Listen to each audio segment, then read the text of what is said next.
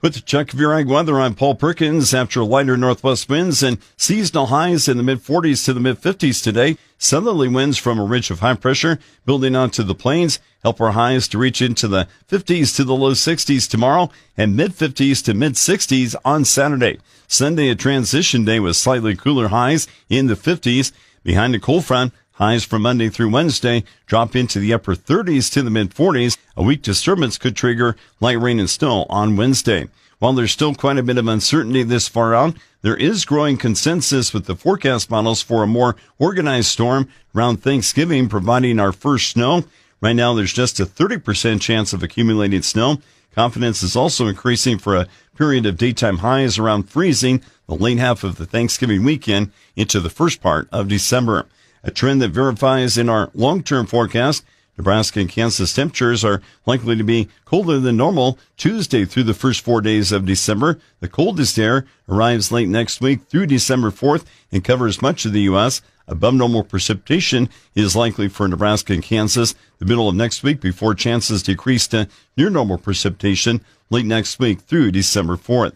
Checking the regional drought monitor that takes into account the recent and mostly widespread rain, Nebraska remains at 6% drought-free with drought-free conditions to abnormal dryness found from Lexington and North Platte into the southwest. The rain earlier this week decreased coverage of severe drought 23 percentage points. Much of south central and southeast Nebraska moved from severe to moderate drought. Severe drought continues in Custer County and much of the north central and northeast. Extreme drought coverage is at 8% of the state and still includes northern Antelope to northern Madison County, while the coverage decreased slightly for extreme drought in the northwest panhandle. Kansas saw a 3 percentage point increase to 30% drought-free. Much of western and southern Kansas drought-free to abnormally dry.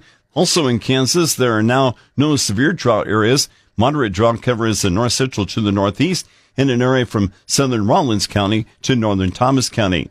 Key weather factors affecting the markets include snow and winter weather for parts of the U.S. and mostly good weather continuing in South America. Large sections of the central U.S. remain dry the next 5 days. A slow-moving storm maintains unsettled weather the next few days from the Great Lakes into the Appalachians and the Northeast. Wind-driven snow could lead to some travel disruptions in the Midwest and East, especially in the Appalachians. Precipitation in the Northeast eases the drought and helps to extinguish any remaining fires. Stormy weather in Northern California and the Pacific Northwest persists through the weekend, with additional precipitation of 10 to 15 inches in the northern Sierra Nevada and the coastal ranges of Northern California. That storm moves across the southern plains to the mid-Atlantic next week with scattered rain and snow. Central Brazil conditions continue to be favorable for soybeans with isolated rain this week, increasing in coverage by late next week. Southern Brazil's scattered rain continues today before more rain the middle of next week.